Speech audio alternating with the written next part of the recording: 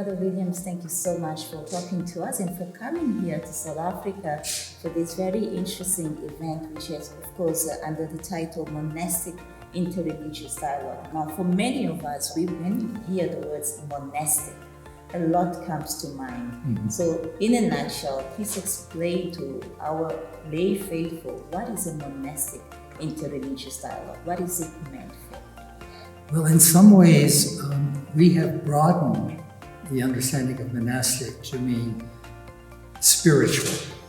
So we are talking about interreligious dialogue, not so much at an intellectual level, philosophical, theological, but about our spiritual practices and our spiritual experience.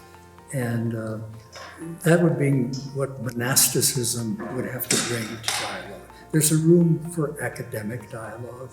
There's room for the dialogue of social works, where different religions come together to do some social work. And there's also what's called the dialogue of daily life.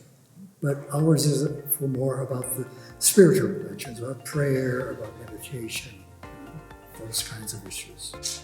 Now, there was a question that was raised here, and the question was, how do we take such dialogues to the people on the ground, the lay people?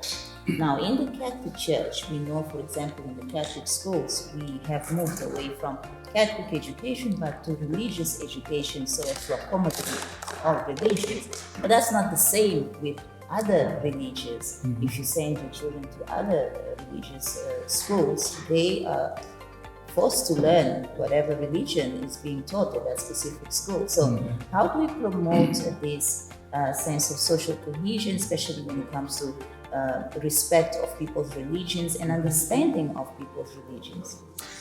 Well, one of the ways I do it is in my preaching. We have a Sunday Mass with a homily, and whenever possible, I try to make connections. For instance, most Catholics are not aware that the Muslims have a great veneration for Mary, the mother of Jesus. So I will introduce that.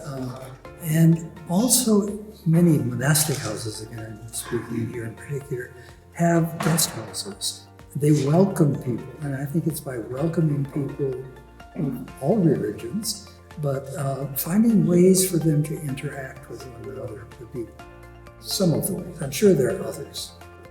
Lastly, your message to the church in Southern Africa, especially in a country like South Africa, where you have a growing number of the Muslim faith. We have more Muslims spreading their religion in Southern Africa, especially in South Africa. We have about 6% of Catholics in South Africa. Mm-hmm. So what is your message to them? Well, try and find ways of building friendship. I think if you get into arguments about theology, arguments about practice, you'll always be in a kind of oppositional mode. We will want to explain our beliefs in ways that may make sense to them and even convince them. But if our first effort is just to get to know one another and to become actual friends of one another, there will be a time to say, now, why do you do that? Or why do you believe that? For each of us to ask. But unless there's a basis of friendship, it will lead more often than not to antagonism rather than to openness.